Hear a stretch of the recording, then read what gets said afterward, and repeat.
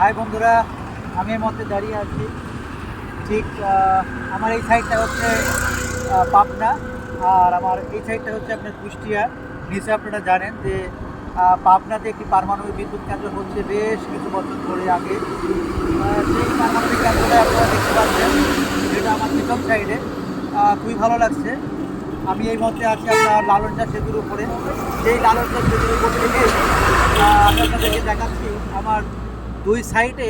আমার এই বাম সাইডে কুষ্টিয়া, আর এই ডান সাইডে আপনার হচ্ছে পাবনা। আর আমি এখন দাঁড়িয়ে আছি এই লালন শাহ ব্রিজের উপরে।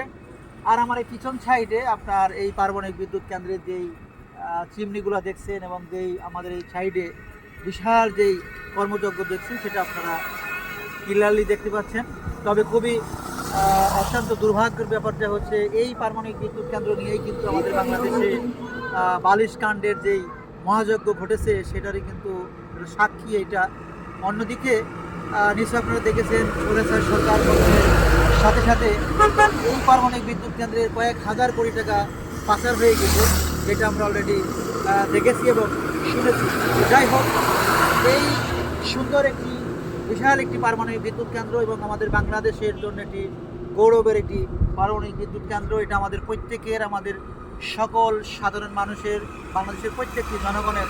সুতরাং এই প্রতিষ্ঠান, সুতরাং এই পারমাণবিক বিদ্যুৎ কেন্দ্রটি সুন্দরভাবে গড়ে উঠুক, সেই প্রত্যাশা আমাদের সকলের।